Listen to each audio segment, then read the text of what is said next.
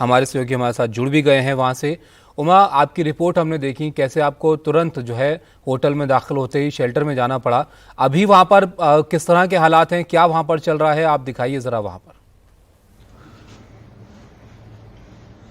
जी देखिए, एशकलोन वो शहर है जहां पे शुरुआती तौर पे जब यहाँ पे रॉकेट फायरिंग की रिपोर्ट आई तो इसी शहर से पहला विजुअल जो आया, जो हमने एनडीटीवी पर दिखाया, और उसी जगह पे हम यहाँ पर हैं। मैं और मेरी सहयोगी कादम्बरी शर्मा यहाँ जिस होटल में हैं, यहाँ अभी अंधेरा है, पीछे के इलाके में समंदर है, लेकिन अगर इससे थोड़ी सी दाईं तरफ जाएं तो पूरा का पूरा जो गाजा स्ट्रिप है वो दिखता है। जैसे जैसे सवेरा होगा हम आपको यहाँ से जो दिन की तस्वीर है वो भी दिखाएंगे, लेकिन सबसे बड़ी बात यह है कि तेल अवीव जब हम उतरे और वहां से जब हम चले तो रास्ते में भी कई सारे रॉकेट्स जो हैं वो हमें नजर आए। हालांकि हम उसको वीडियो पे कैप्चर नहीं कर पाए, लेकिन ये पूरा रास्ता जो था वो काफी लंबा था, तकरीबन 1.25 घंटे का रास्ता था, और हमें ये हिदायत भी दी गई थी कि अगर सायरन की आवाज आए तो गाड़ी से निकलकर जमीन पे लेटना है अपने बचाव के लिए।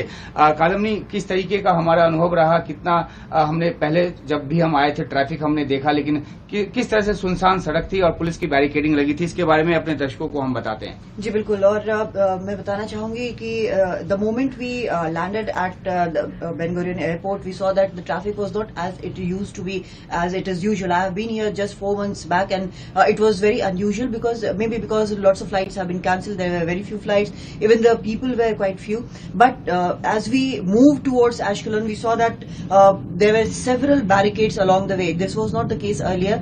The security used to be there, but it used to be mostly invisible security, but this time we saw several barricades, several roads were barricaded. There was a traffic jam because of that. Now it has the assault from Gaza has started only on Saturday. We saw several rocket fires, and our driver who was there, he directed us that if the siren goes off while we are driving to Ashkelon, where we are right now, that we must, he would stop the car, we would have to get out and just lie down on the floor wherever it is. So that is a standing instruction from everyone.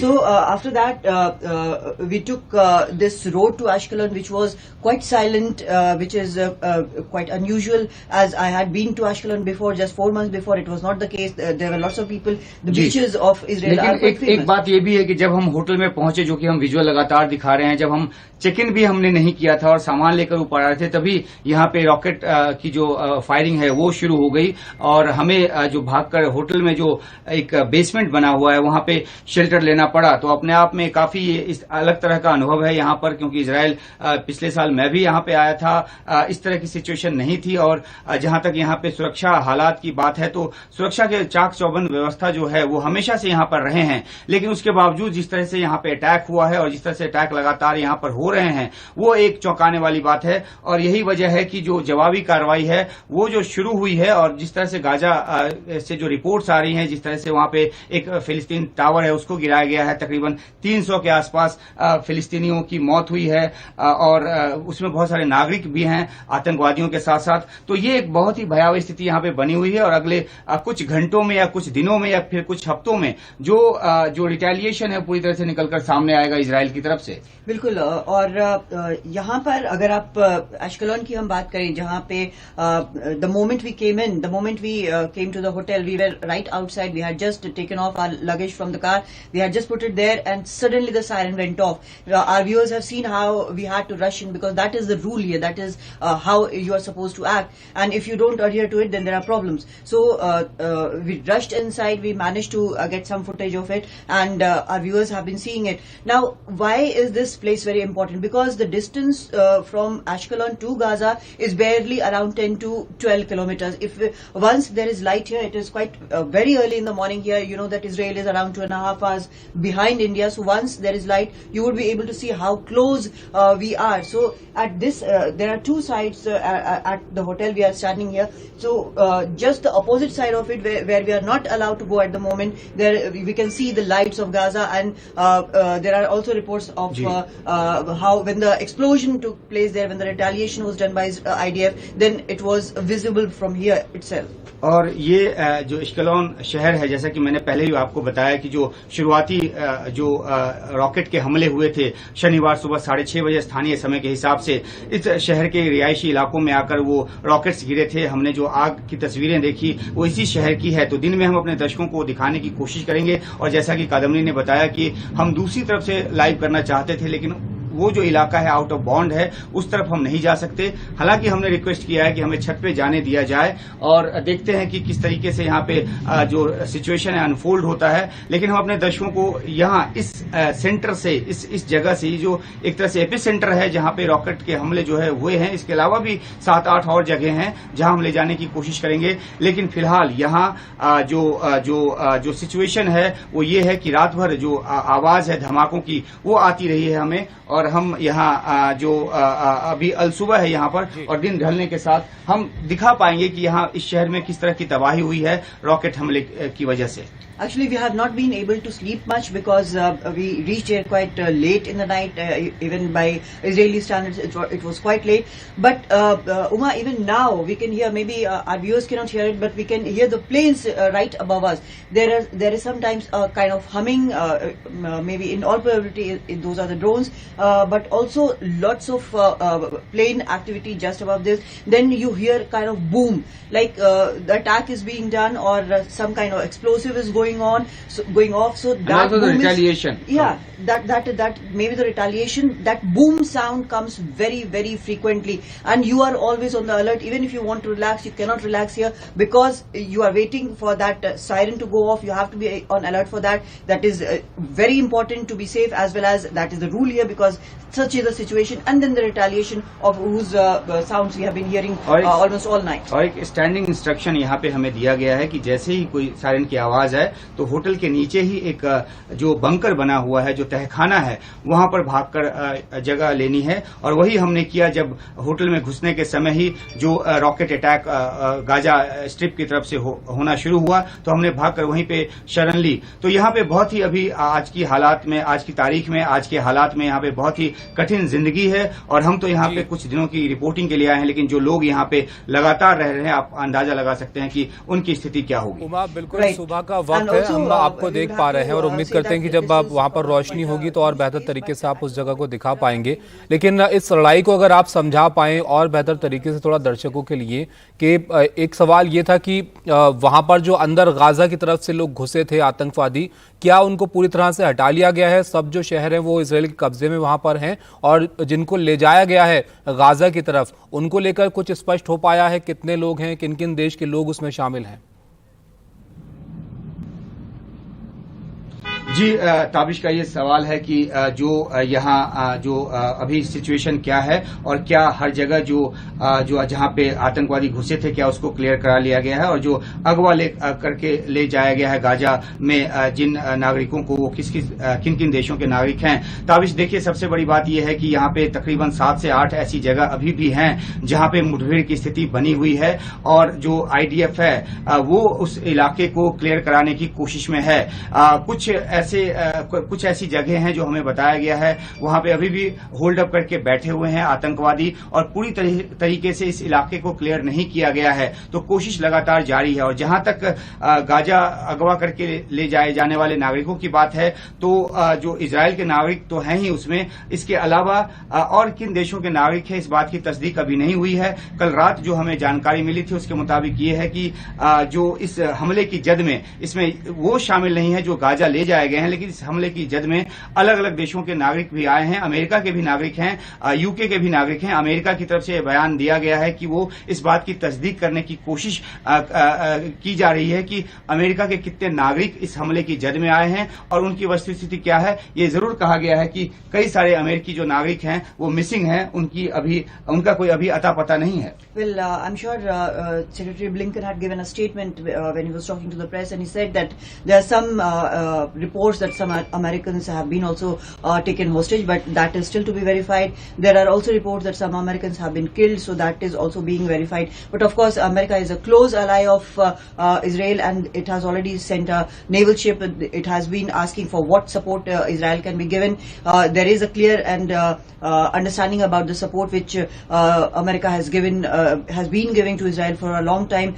There is also there are other countries who have said that they stand by Israel, but at the moment, the place where we are in, this is the southernmost tip of Israel, and this is important because this is the place which was run over by the terrorists who came in from Gaza, Hamas terrorists who did a terrorist attack here. There are still efforts on so that all those who are inside, most of them is being reported that most of them have been driven out, either killed or either neutralized or chased away. But of course, there are some who are in different pockets, and it cannot be said with complete conviction that there are no terrorists right now here in Ashkelon or other parts of southern Israel. So this is a very sensitive situation. It is a difficult situation, and we would also try to go inside as far as possible. देखिए अभी भी आवाज आ रही है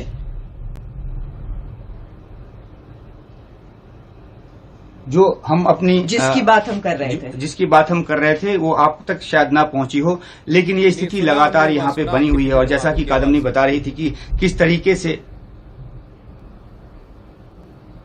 जी continuous booms which looks like a retaliation from IDF जी, और ये लगातार यहाँ पे जारी है। और तभी जो स्थिति यहाँ पे गंभीर बनी हुई है, और जैसा कि कादम्बनी बता रही थी कि किस तरीके से अमेरिका की तरफ से जो है वो और ज्यादा जो सैन्य मदद है इजराइल को देने की बात की गई है। 3.8 बिलियन डॉलर की जो मदद है वो लगातार दी जाती रही है, लेकिन उसके आगे भी, उससे बढ़कर भी मदद की जो घोषणा है वो की गई है। लेकिन किस रूप में मदद होगी ये अभी साफ नहीं किया गया। इतना जरूर है कि अमेरिका ने अपने कई नौसैनिक के जहाज जो हैं, नौसेना के जो जहाज हैं वो इस इलाके में भेजे हैं, और उसका मकसद ये नजर आता है कि जिस तरीके से चाहे लेबनान में हिजबुल्लाह हो या ईरान जिस तरीके से समर्थन में उतरकर सामने आया है, वो पहले से भी सपोर्ट और सहायता देता रहा है। तो ऐसे में ये जो जंग है वो और ज्यादा एस्केलेट न करे, दूसरे देश जो हैं या दूसरी ताकतें इसमें शामिल न हो, उस पर एक मनोवैज्ञानिक दबाव बनाने के लिए अमेरिका की तरफ से ये ऐलान किया गया है कि वो अपने जो नौसैनिक दस्ते हैं वो इस इलाके में भेज रहा है। तो आने वाले दिनों में अगर ये जो जंग है वो हमास और इजराइल से आगे बढ़ता है, और जैसा कि हिजबुल्लाह ने भी कल अटैक करना शुरू किया उत्तरी इलाके को, जो इजराइल का जो उत्तरी इलाका है वहां पर, तो अगर ये आगे बढ़ता है और इसमें और ज्यादा ताकतें शामिल होती है तो जाहिर सी बात है कि जो इजराइल के साथ खड़े दो देश हैं, खासतौर पे अमेरिका जैसा जो दोस्त है, वो भी अपनी तरफ से कुछ न कुछ अभी की स्थिति में कैसा ये लग रहा है, क्योंकि अगर ये कॉन्फ्लिक्ट हम देखें, क्योंकि इजराइल और पैलेस्टीन का कॉन्फ्लिक्ट बहुत पुराना है, लेकिन इस बार जिस तरह से हमास की तरफ से हमला किया गया उसमें सैकड़ों की तादाद में लोगों की जान गई है, और अब अमेरिका यूके सपोर्ट में इजराइल के है, बाकी अरब कंट्रीज कुछ वहां पर भी सपोर्ट कर रही हैं, तो लग रहा है कि ये वॉर अब इन दोनों के कॉन्फ्लिक्ट से ज्यादा बड़ी हो रही है, ज्यादा वक्त इसमें लग सकता है।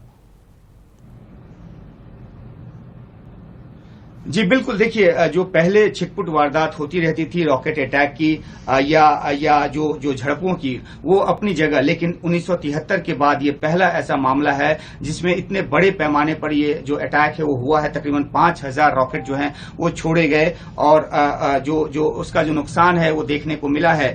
जहां तक अलाइनमेंट की बात है तो वो पहले से अलाइंड रहे हैं, ईरान चाहे वो जो लेबनान का हिजबुल्लाह है वो रहा हो, लेकिन इस वक्त में जब ये मामला इतना तूल पकड़ गया और ऐसे में अगर जो सक्रिय भागीदारी नजर आती है तो एक और जो जंग की जो हालात है वो और ज्यादा फैल सकती है, और खासतौर पे इसलिए क्योंकि अमेरिका जैसी जो शक्ति है उसने सीधे तौर पे कह दिया है कि पूरी तरीके से इजराइल के साथ है। वो पहले से भी अमेरिका जो इजराइल के साथ रहा है, तो इसके अलग अलग जो पोटेंशियल है, इसके अलग अलग जो पहलू वो अपनी जगह हैं। कादम्बनी, इसमें आप अगर कुछ जोड़ना चाहें कि आखिरकार किस तरीके से ये जो हमला है वो बाकी हमलों से बिल्कुल अलग है, और कैसे इसमें इस बात का खतरा है कि ये ज्यादा बड़ा रूप ले सकता है। जो रिटेलिएशन है वो अपनी तरफ से तो चल रहा है इजराइल की तरफ से, लेकिन इससे ज्यादा भी ये फैल सकता है। देखिए 1973 में जो हुआ था उस वक्त एक तो दुनिया अलग थी. Now 1973 war was between the nations. It was not a terror attack like it has happened. No, we know very well that Hamas does not have that kind of wherewithal where it can face IDF directly. IDF is not that kind of force. It is a very strong force. It is one of the best in the world. How the lapse happened where these terrorists could get in and kill so many people and cause so much havoc is still something which has to be ascertained. It has to be investigated. But the situation at the moment is entirely different. The world is different, and there are so many flashpoints. There are already two other wars going on. Now, yesterday we reported, last morning we reported that the Hezbollah forces had tried to get in through the northern borders. My sources at the northern borders told me that they were trying to get in, but they were repulsed. Now, after the open declaration that they are helping the Hamas in attacking Israel, there are also forces who have been trying to come in from that side, from the northern side. Like it is two-pronged attack from two sides, from southern side as well as the northern side. So now also the IDF concentration is also on the northern side, so that there are not two-pronged attacks from two different fronts, and Israel is not overwhelmed. Israel is not a very huge country; it's a tiny country, and the enemy which is attacking is not so far off. It is barely few kilometers. As far as this place is concerned, where we are standing right now, it is barely 12 kilometers, and we can see Gaza from here, so we can understand how this is the situation. Even on the northern borders, if you stand on a hillock, you can see the buildings, you can see the settlements. If you take a binocular, you can see very easily see how the Hezbollah people are moving around. की जरूरत भी नहीं है. नंगी निगाह से जब इस सड़क से हम जब आए तो गाजा जो है वो बिल्कुल दूसरी तरफ है. यहाँ से बेशक कहने को 10 किलोमीटर दूर हो इस शहर से, लेकिन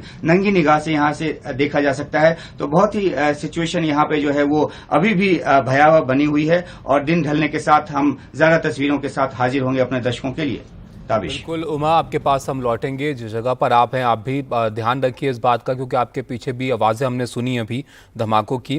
तो आपके पास हम लौटेंगे. कादम्बनी और उमा, बहुत शुक्रिया आपका हमारे साथ जुड़ने के लिए और वहाँ से ये जानकारी हम तक पहुँचाने के लिए.